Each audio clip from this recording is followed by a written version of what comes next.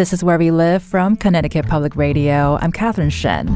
You may be used to celebrating Labor Day in early September, but May 1st is known as International Labor Day, or May Day. While May Day may draw its roots from a pagan holiday pinned to spring's arrival, it also has a more modern incarnation, inspired by the fight for an 8-hour workday in Chicago and not long after here in Connecticut. We'll dig into this history ahead with Fairfield University professor Cecelia Bucki. But first, we check in on some of the recently formed unions where we live and revisit the rise in union elections filed with the National Labor Review Board, or NLRB. And here to help us break all of this down and help us understand what's been going on recently is Andrea Hsu. She's NPR's labor and workplace correspondent. Thanks so much for joining us this morning, Andrea. Hi, good morning. Thanks for having me. And just a reminder for our listeners that you can also join the conversation. Give us a call, 888-720-9677. That's 888-720-WNPR, or find us on Facebook and Twitter at Where We Live. So, Andrea, there's more than 300 Starbucks locations that has unionized across the country, including 3 right here in Connecticut. But I want to ask, where does that groundswell of unionization stand now? Well, it is quite a remarkable feat for the union when you think about it. 300 stores in about a year and a half now that have unionized. But when you look at the bigger picture, you really see what the challenges are for the union. For one thing, this year, the pace of unionizing these stores has definitely slowed. From January this year, about 50 stores have petitioned for unions, meaning they have enough support among the staff in their store to ask for a union election. A year ago, there were that many stores petitioning for unions in just 1 month. So I think the pace of organizing has slowed at Starbucks, although there continues to be a lot of interest. I think one of the problems that the union is facing is that none of these stores has yet to negotiate a contract. And that's really sort of the point of unionizing, right? Like union members want to come together, to band together to collectively bargain for a contract for what they hope is better conditions than the company would offer them on its own. Now, each side, the union and Starbucks, each side has accused the other of not bargaining in good faith. And so those negotiations have really been kind of stuck and haven't gone anywhere. So I think that at other stores where, staff may feel, concerned for their jobs if they try to unionize, they may say, well, I'm not seeing that the stores that have unionized have gotten anything or much out of it yet. So maybe I don't want to participate in this campaign. So I think that's one of the challenges that the union is facing right now. And you've also reported recently on the D.C. hearing with Starbucks' CEO, Howard Schultz, and employees from Connecticut also attended that hearing. What can you share about that experience? And do you know where do those negotiations stand now? Yeah. So, Senator Bernie Sanders had been trying to get Howard Schultz to come testify on Capitol Hill for some time now. Bernie Sanders, of course, being a champion of unions, he wanted to bring Howard Schultz in to answer questions about all of what Sanders calls, Schultz and Starbucks' union busting campaign. So, he had threatened to subpoena Howard Schultz. Finally, Howard Schultz agreed to come testify right after actually he stepped down from being CEO of the company. And, the hearing was, it was pretty contentious. It was, Bernie Sanders and the Democrats pressed Howard Schultz on all their anti-union activities and pointed out that federal labor officials have found that Starbucks violated the law in, doing things like threatening Starbucks employees who were trying to unionize, even firing some employees who were involved in organizing the union activities. Howard Schultz sat there and, under oath said, I'm not a union buster. We have not violated the law. And it just, you could kind of see why this campaign is stuck the way it is, because the two sides each see this in very different ways. Bernie Sanders tried to press Howard Schultz on whether he would commit to, Starbucks exchanging contract proposals with the union within 14 days. Howard Schultz said he wasn't going to do that. So, I'm not sure what came out of that hearing, except, Bernie Sanders got a chance to do some public shaming of Howard Schultz, and Howard Schultz got to sit up there and talk about the good benefits and salaries that Starbucks offers.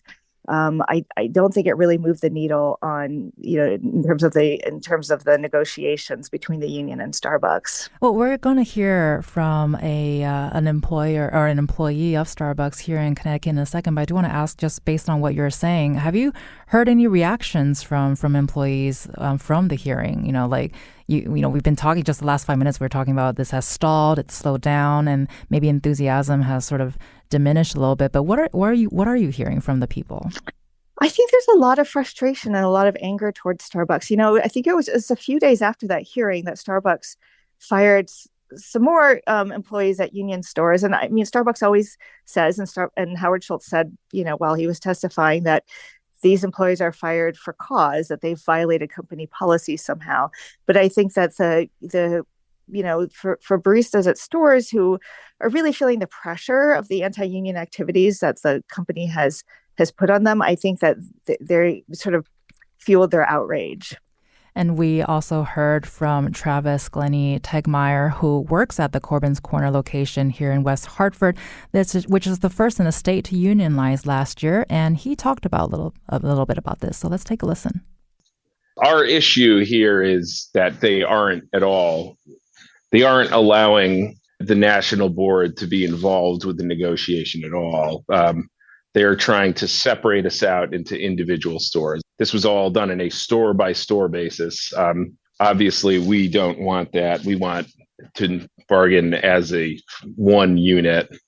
And so what we did and will do if this happens again is go into each meeting and read the same list of demands at each of the meetings with the Starbucks corporate to to show that we are prepared to do this together and only together, and we will not be split up.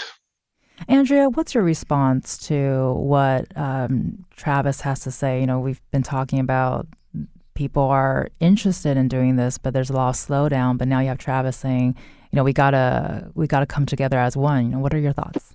Yeah, well, this is an issue that dates back to the beginning of this union campaign at Starbucks. So originally, the union was organizing the stores one by one. So each store might have 20 or 25 people. And to win a union election among a smaller staff like that is easier than winning, at like a bigger employer where you have to get more people on board. So Starbucks had actually challenged the union originally and said, you cannot hold these union elections at individual stores. You have to hold them across an entire region of stores. And the union fought that and won. And so the elections have taken place store by store. Now the union wants to, because they're asking for the same things at every store, they want to be able to negotiate a contract, a national contract, or at least regional contracts. I'm not sure which, but they want to organize more than more than just at individual stores. But Starbucks has told them, well, you wanted to do these elections store by store, so therefore we are going to do the negotiations store by store. So that's the issue that Travis is getting at. That another thing is that the union has wanted to do the negotiations hybrid, so having some people at the table and some people on Zoom.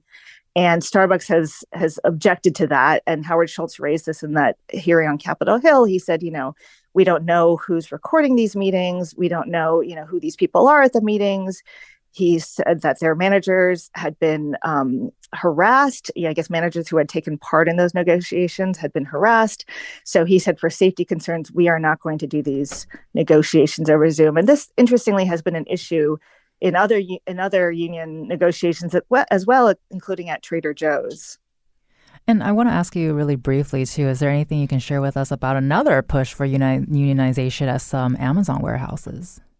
Yeah, so right, at Amazon, it was just over a year ago that the union won a historic election on Staten Island and unionized a warehouse of 8,000 some people. Now, it's been more than a year and Amazon has yet to recognize that union, even though federal labor officials have ordered them to.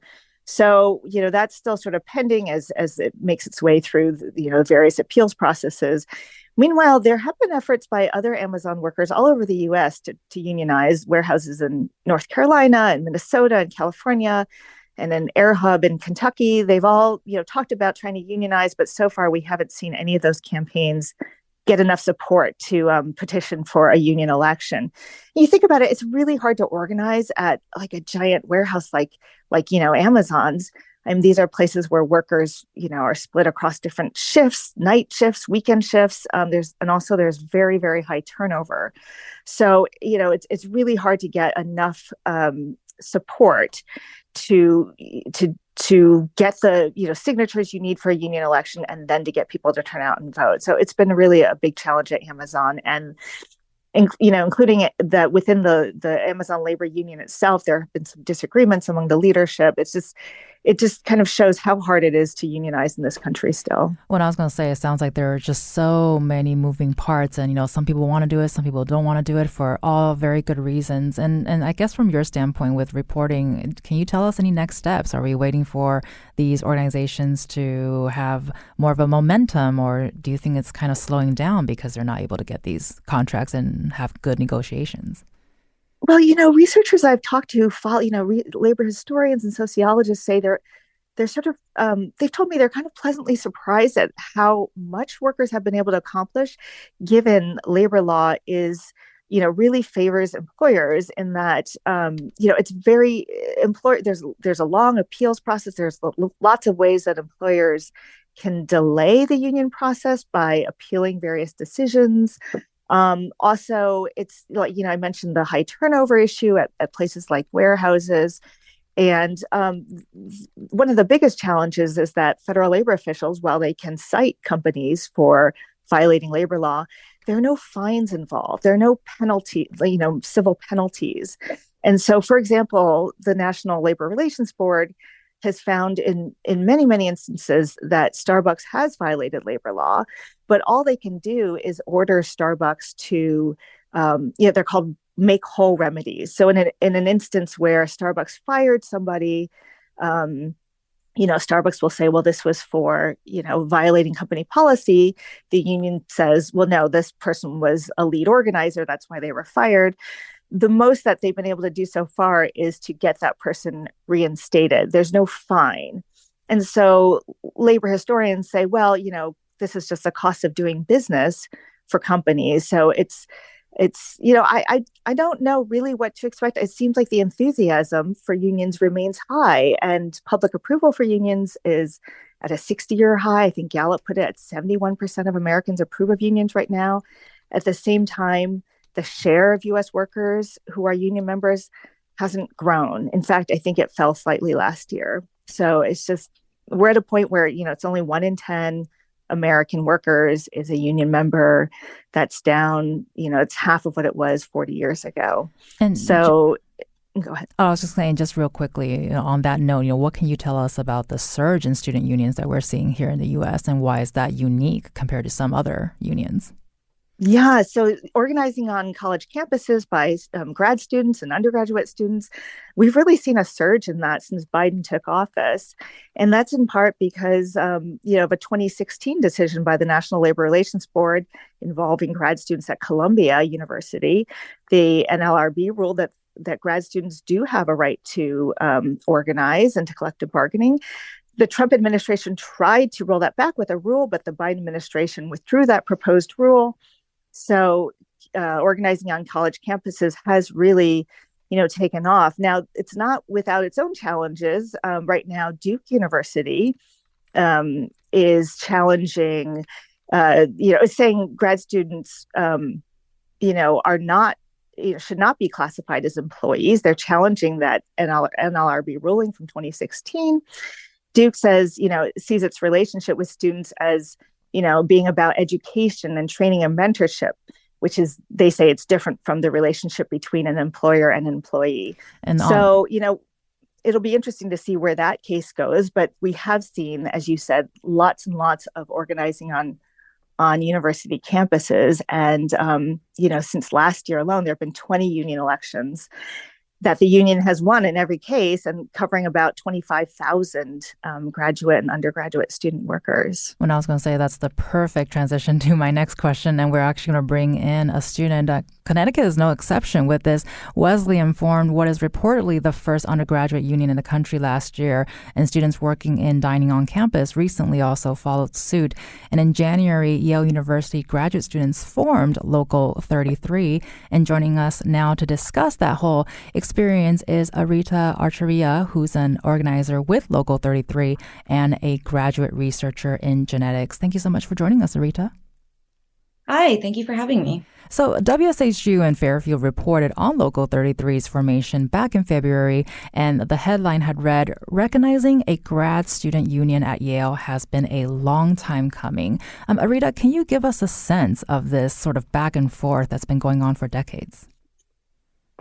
Yeah, so graduate workers on this campus have been trying to unionize for a very long time, for 3+ decades. And as you gestured to, it's been a long, hard fight. For much of that time, the university administration was against the formation of this union. This time around, we talked to our colleagues and we organized really strongly. And fortunately, after our election, the university has now, recognized our union and has agreed to bargain in good faith. And so we're excited to be able to go forward and make progress in improving our working conditions. So we've been hearing a lot about bad faith negotiations and the fact that Yale's president has sent an email to the university community explaining the agreement and the whole process. You told WSHU that this was really important. Can you help us understand why was that? Yeah, it was really heartening to receive that email from President Salovey back in January. As I gestured to before, Yale University has not always recognized the union. During previous attempts at unionization, they used, anti-union tactics to try and discourage this process from occurring. So to see them accept the, pretty conclusive results of our election, where 91% of voters voted union yes, was really heartening. Andrea, I want to bring you in just real quickly to respond to what Anita just shared. Yeah, I think that, she mentioned the 91%. I think on campuses, we are seeing, a real groundswell of support for unions. And I think I mentioned before, Gallup found that, unions are really popular right now, that 71% of Americans approve of unions. And I think that's being driven a lot by young people who are really responding to, what they see as injustices, that the pay is too low, that cost of living is so high. Arita, I don't know if this is an issue where you are, but it's, I've heard a lot of students talk about how the cost of housing is so high and their daily expenses are so high, and so that they should be paid more. And so I gather that's why that's some of what's driving interest in unions on campuses. Though there are a lot of issues around working conditions and just ways that the universities handle problems, as also being issues at the heart of those campaigns. And Arita, we know you can't speak on ongoing negotiations, but how would you sort of characterize what having a union has afforded as far as bringing in those good faith negotiations, and why is it that so important? Yeah. So as you said, I can't talk about current negotiations, but I have spent the last year, more than a year, talking to my coworkers about what can change about work on this campus, right? So I'm a graduate researcher in the genetics department. I work in a lab that studies congenital disorders. So I work with data from patients who are born with pretty severe congenital disorders and try and figure out what mutations are causing their disorders. And, this is the kind of research that makes Yale University famous, right? I also teach classes and teach, undergrads and graduate students here. And Yale being an educational institute, this is work that's essential to their education and research missions, right? And I think it's been really important during our organizing that people are recognizing themselves as important workers on this campus and realizing that, we deserve to be able to live our lives financially secure and being able to save for the future and pay our rents and be able to take care of our physical and mental health and be in workplaces free from abuse and harassment. As Andrea mentioned before, rising costs of living are really a factor. I'm renegotiating my lease right now for my apartment next year, and I'm kind of worried about my rent increase that's going to be happening. My rent has increased a lot since I've come here to New Haven, and so actually having a salary and wages that match that rising cost of living that we've seen with inflation over the last several years is really important to me. And is something that's come up in many of my conversations. And so I think many of us are hopeful that we can really improve the conditions of work here, not just in terms of economic things like healthcare and wages, but also just improving the dignity and standard of our experience in the actual workplace. Well, and following those thoughts, we also spoke with David Hammer Hodge, who's an organizer with the recently formed Wesleyan Union of Student Employees, who touched on what unionization changes for them. Let's take a listen. That's what gets you a seat at the table. That's what gets you the power to bargain contracts. That's what gets you the ability to, overcome the resources and the legal guns of a employer that doesn't want to come to a first agreement, that doesn't want to bargain with people, that doesn't want to necessarily view students as workers while treating them as labor. And so, I do think that the organizing itself, there's a reason that it's happening as much as it is. We have now probably as a local, I think we have 7 or 8 RA units, one contract done, but in bargaining with several others. And a lot of this is trying to get these workers to understand sort of what organizing is about and how it's about power and how it's about taking a seat at the table and not asking for crumbs. In organizing, that's what's happening, right? So I think that we are getting to the table, we're getting agreements, we're getting TAs, we're moving things forward. And Arita, David spoke to the fact that their status as students made organizing just a little more difficult. Does this sound familiar to you? I know both Yale and Wesleyan are, of course, prestigious and expensive universities, but is there a perception that there is not economic diversity on campus that you had to contend with?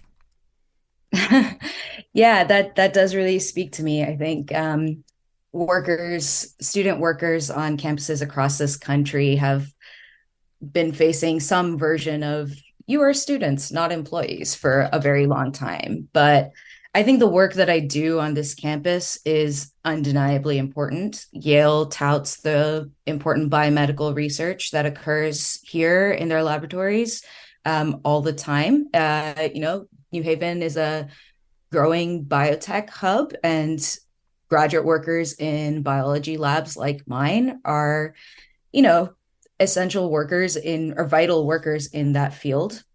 And that, that's not even getting to the teaching work that we do. And so, I am here to learn, and I really am excited and love to learn about my science. But at the same time, I know that the work I do is valuable for this university. And so I think I have the right to, be able to have a say and a seat at the table when it comes to deciding my working conditions. And, this university is, as you said, it's a rich university. Yale has a really large endowment. And I think the way it treats its workers, whether that's, its staff, its faculty, or its student workers, the way they treat their workers really affects not just the conditions of work for those workers, but also affects the city that we're housed in. And Yale is a university that can definitely afford to treat their workers well. And Andrea, we've got about 30 seconds left, but I would love your final thoughts on this new phase of labor movement. Yeah, well, I think that we are going to continue to see students. In fact, I know there are a number of campaigns going on now, organizing, and I think we're seeing it spread across campuses. I'm just gonna keep my eye on how the NLRB rules on the Duke case, because that could have really big implications for student organizing down the road. Thank you so much, Andrea. You've been listening to Andrea Hsu, who's NPR's labor and workplace correspondent, as well as Arita Acharya, who's an organizer with Local 33 and a graduate researcher in Gen X. Thank you so much for joining us today. Thank you. And coming up next, we have Fairfield University professor Dr. Cecelia Bucki, who will dig into the history of the labor movement where we live. You can also join the conversation, 888-720-9677, or find us on Facebook and Twitter at Where We Live. And good morning. My name is Brendan Foley. I am joined by my wonderful colleague, Lee Newton, and we are taking just a little bit of time out of Where We Live this morning in that really incredible and important conversation about labor and the labor movement, both past and present and future in the U.S., to come to you with a plea for support. Today is the first ever Public Media Giving Days. Today and tomorrow, Public Media Giving Days, NPR, PBS, Connecticut Public, and public media television and radio stations all across the country are teaming up and asking for people to both share what they love about public media, share what public media gives them in their daily lives, and also to give back to public media, to go ahead, to become a supporter, to make an extra donation, and keep this going strong.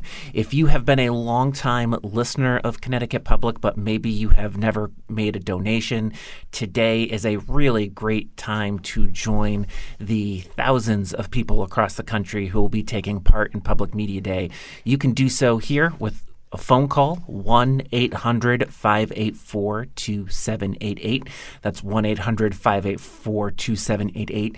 You can also give online really fast, really easy at ctpublic.org. Good morning, Lee. Good morning, Brendan. Yeah, this is really fun because this is an opportunity for us to hear from you. We really want to hear your public media stories, how this station has, become your partner during the day. It's your partner at work, maybe in the car. And it doesn't matter when you kind of discovered public media. It could have been as a kid. You could have maybe listened to it with your parents, or maybe you found it later in life. But tell us your story and make a contribution today at ctpublic.org, or call us at 1-800-584-2788. We have an amazing goal and challenge in front of us. If we can reach $1,000 during Where We Live, our good friends at Feast and Fettle will do a dollar-for-dollar match. Feast and Fettle is a local, fully prepared meal delivery service now available in Connecticut, and they are incredible partners to Connecticut Public Radio. We thank them for being a sponsor on Public Media Giving Days, and we're asking you to step up right now, just as they did, and make that contribution. Do it right now, ctpublic.org or 1-800-584-2788. And Lee, one of the things that I think is so wonderful that we're offering today to all of those who would be interested in making a donation is our super fan collection. Yeah. So for $20 a month, you can receive a I Love NPR Connecticut Public t-shirt. You can receive a really classy NPR Connecticut Public black water bottle, which is just, it's got a great weight to it. It's a really good water bottle. And a pair of our socks, which we lovingly call here within the station our boombox socks. So these are Connecticut Public branded socks, and they have all sorts of like microphones and retro radios and stereos on them. They're really adorable. If you like fun socks, you're going to love these socks. So that is $20 a month, and we're only going to be offering this super fan collection today and tomorrow. So $20 a month, you get the shirt, you get the water bottle, you get the socks. You could spend some time out and about this spring once the sun returns and really just show all of your Connecticut Public pride. Yes, absolutely. And it's ordinarily $38 a month for that collection. So this is a great discount. We really encourage you to step forward. Tell us your why. Tell us why you love public media, why you love Connecticut Public Radio. You know, Michael from Woodbridge has already made a contribution, and he says that Chion Wolf's Audacious series is just exceptional. That's why he gives. What about you? Tell us your favorite on-air personality, your gateway show that got you started on public radio. We'd really want to hear your stories right now when you make your contribution and support this wonderful public media giving days done for the very first time. So join us right now. ctpublic.org is the website, or call us at 1-800-584-2788. Back to Where We Live, and thanks so much. This is Where We Live from Connecticut Public Radio. I'm Catherine Shen. We've been talking about what's been going on with workers unionizing around the state. And here with us now to discuss the labor movement in Connecticut then and now is Dr. Cecelia Bucki. She's a Fairfield University history professor. Thank you so much for joining us, Dr. Bucki. Hi, glad to be here. And you can also join the conversation, 888-720-9677, or find us on Facebook and Twitter at Where We Live. So, Dr. Bucki, you've been listening to this conversation since the beginning. You know, what are some of your responses to what you've heard about this new face of labor movement here in Connecticut? Oh, so much to unpack with all of the testimony we've been hearing. A thing to recognize, of course, is that mostly have the new labor movement coming out of service work, very different from the traditional labor movement, which of course is coming out of industry, out of production, making things often in one big factory, as opposed to service work, which does not produce a product, but rather provides services to a larger public. And very hard, as you already heard, very hard to organize precisely because it tends to be small workplaces with a revolving set of people doing the servicing and having a general public to work with, as opposed to producing things, which then get sold by the employer on the open marketplace. So it's a very different version of a traditional labor movement. And it's not unexpected that there were going to be bumps and starts along the way. I'm impressed by how active it is. It's nationwide. And as someone mentioned, the labor movement has not been this active in decades. The part of it is just the pandemic has certainly raised a lot of issues in terms of people, relationships to work, which is of course in itself a whole nother segment of a possible future show. But the service work issue is one that I think is going to come up again and again. The Starbucks is best example. You've got small stores everywhere, but they're not more than 20 or 30 people actually in one store, and they're all part-time. How are you going to organize them without a national strategy? And the Starbucks employers are very obviously taking that into account and refusing to try to pull together a bargaining position that would apply to all the recognized stores. And so there's a lot of things going on that are not easily solved. But I do think the enthusiasm is just something to show. The fact that the labor movement, the AFL-CIO, as a nationwide federation, has been losing members is because industry has left the United States. Those jobs have disappeared since 1980. And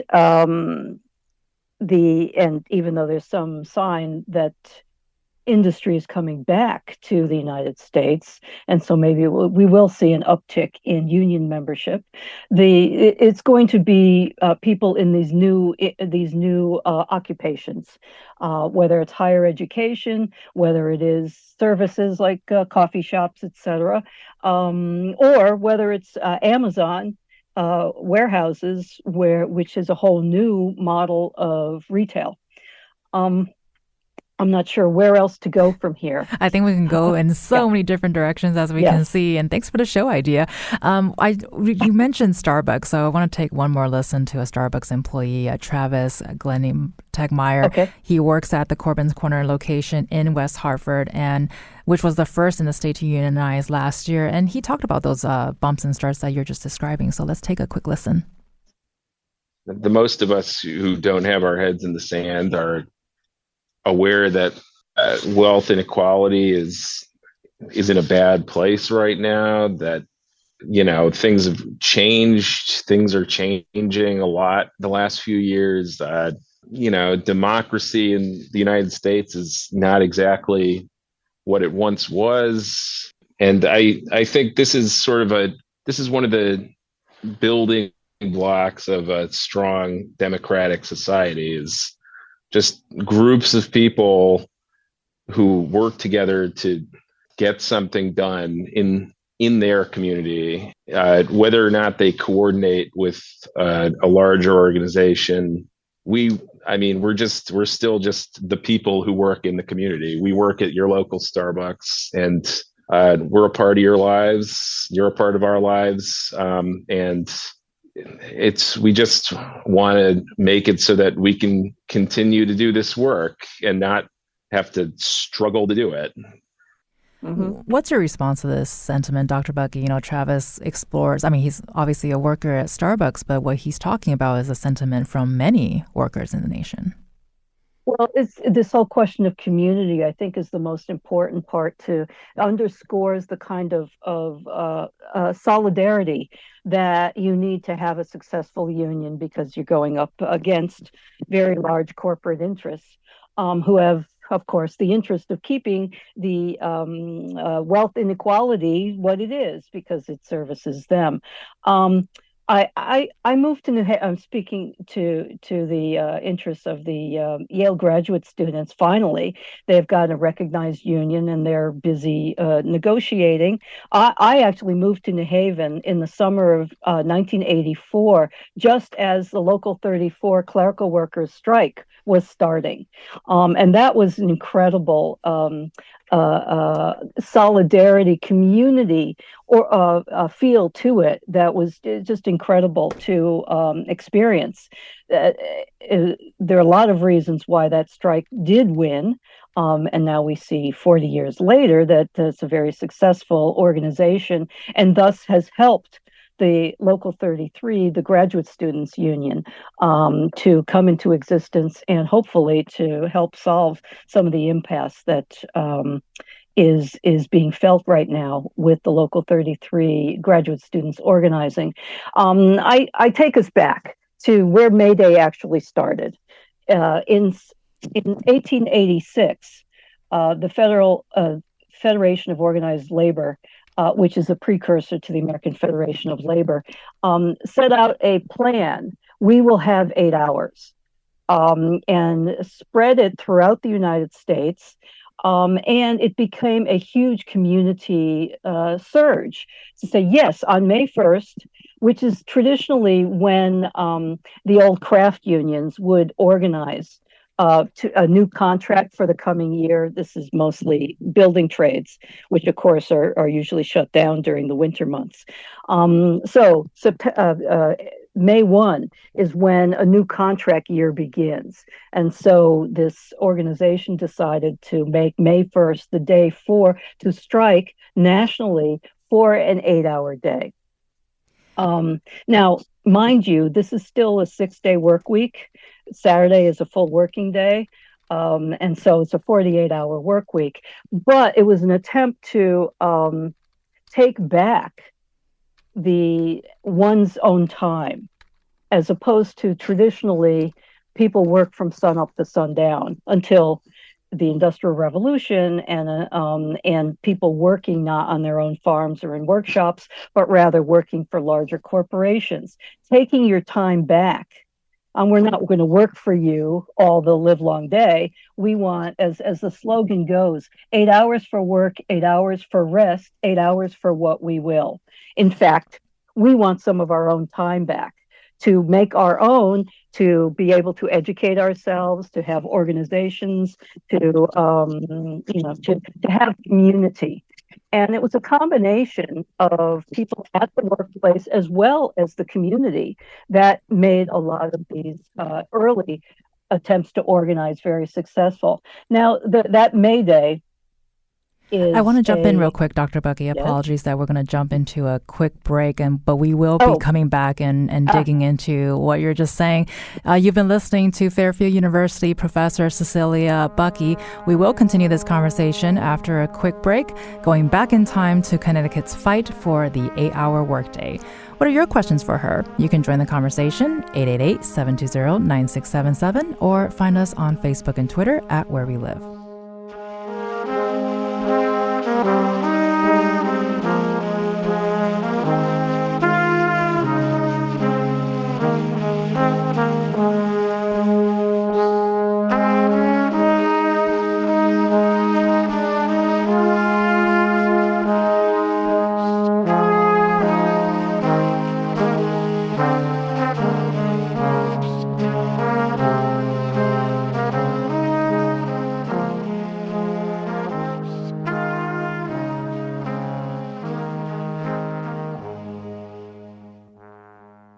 This is Where We Live from Connecticut Public Radio. I'm Catherine Shen. Back with me to discuss Connecticut's early labor movement is Dr. Cecelia Bucki. She's a Fairfield University history professor, and you can also join the conversation, 888-720-9677. I want to jump straight back to our history conversation, Dr. Bucki. You were just taking us back in time. May Day in America is often linked to the fight for the 8-hour workday out of Chicago, but Connecticut had its part in this as well. Can you share with us what that was like, Dr. Bucki? Actually, it hasn't been well studied. I don't know what happened in Connecticut in 1886. I do know that nationally there was a huge upsurge of support for this notion of an 8-hour day.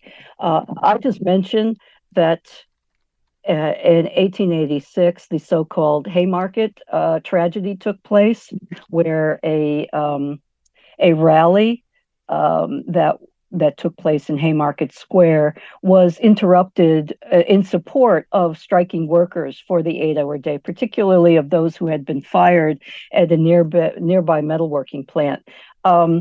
That someone threw a bomb into the crowd, which was very sparse at this point, killing a couple policemen.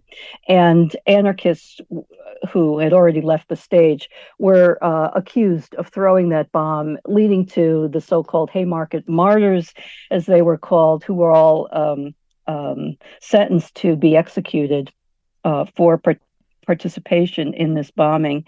A couple of them were, actually, the rest were commuted by a governor a decade later. But that became a rallying cry throughout the Western world, especially with labor unions in Europe, that decided that we will make Labor Day, May Day, in honor of the Haymarket martyrs of Chicago. So it winds up being a leftist celebration of labor throughout the Western world, not in the United States, however, and hence the Labor Day that we celebrate in the United States is that first weekend in September. And we got I was going to say, yes. Dr. Bucki, we got about 2 minutes left, but I do want to ask you, there's so much context to this, but how does this relate to the discussion that we're having about unionization today? Well, I just mentioned that this 8-hour day struggle goes on for a long time. Bridgeport, Connecticut had a summer 1915 strike wave for the 8-hour day, again in 1915, that was generally successful for the war period, went away in the 1920s, and it was taken up again in the 1930s. And finally, the U.S. government in the Fair Labor Standards Act of 1938, in the midst of the Great Depression and thus the New Deal, does mandate a 40-hour work week. That's where we get the 5-day work week and the 40 hours, that is 8 hours a day, which has been the law ever since. That's a long time to go with this kind of a standard of that sort. The issue, though, is about community. It's about large numbers of working people coming together around a simple demand, and yes, going on strike. It's very difficult to do that these days when you have workers, part-time workers, working at a lot of small places. You need a community to rally behind workers going out on strike and supporting them, because workers on their own are powerless. It's only when they all come together with a community to support them that it will make a difference. And I certainly hope that's going to happen in the near future. There seems to be a lot of support for unionization around the country. We'll have to see what comes of that. Thank you so much. I was going to say that's the perfect way to end this. Thank you so much for your time, Dr. Cecelia Bucki. She's the Fairfield University history professor, and I'm Catherine Shen. Today's show is produced by Katie Pellico. Our technical producer is Dylan Reyes. Download Where We Live anytime on your favorite podcast app, and thank you so much for listening.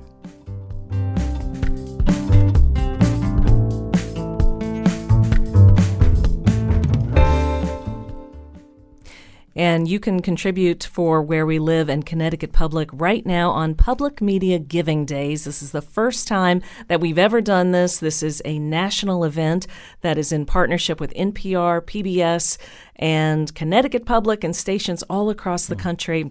And it's a great time for you to join us and tell us your public media story. I'm Lee Newton. I'm here with my good friend and colleague, Brendan Foley, and we invite you to join us at ctpublic.org/donate, or you can call us and make a contribution, 1-800-584-2788. And yes, we do realize that we were just here very recently for the April Radio Drive. This is a separate deal. It's just 2 days, and 2 days really to just, as I say, tell us your public media story, how you first came to listen, what was your kind of gateway show. Is there, a story that you remember well, or an on-air personality that you connected with? We really want to hear your story right now, so join us, ctpublic.org or 1-800-584-2788. And we would love to know, really, when you say your gateway show, Lee, I'm open to hearing about the specific episode or interview. And so I've been a longtime listener to public media, as a lot of people here at Connecticut Public obviously have. But I think of some really seminal episodes. There's this incredible This American Life episode that featured a story of comedian Mike Birbiglia talking about sleepwalking. Some fresh air interviews that have just really stood out in my mind. There are so many stories out there that I know you listening right now, you can think back and think, man, that was a great interview, and it just sticks with you for months or years. That's what we're talking about when we say we want to hear your public media story. We have a big challenge this hour, so we have a few minutes left during this hour of Where We Live. If we raise $1,000, Feast and Fettle will do a dollar-for-dollar match. You can double the impact of your donation. Feast and Fettle is a local, fully prepared meal delivery service that is available here in Connecticut. So this is a great way to double your donation. We are several $100s in already, just need a little bit more to go. The time is right. You can give us a phone call, 1-800-584-2788. That's 1-800-584-2788. You can also give online at ctpublic.org. Yeah, and we already heard from Jonathan in West Hartford. Thank you so much for your contribution. We have a friend in Cos Cob who also gave. Thank you. How about you? Can you call or go online, make a contribution right now? Maybe it's an additional gift and you're already a sustainer, but make a contribution and tell us why you love public media, why it's important to you in your life, and you'd miss it if it wasn't here. It's so easy to do, ctpublic.org, or you can call us at 1-800-584-2788. We really do appreciate your support. Thank you so much.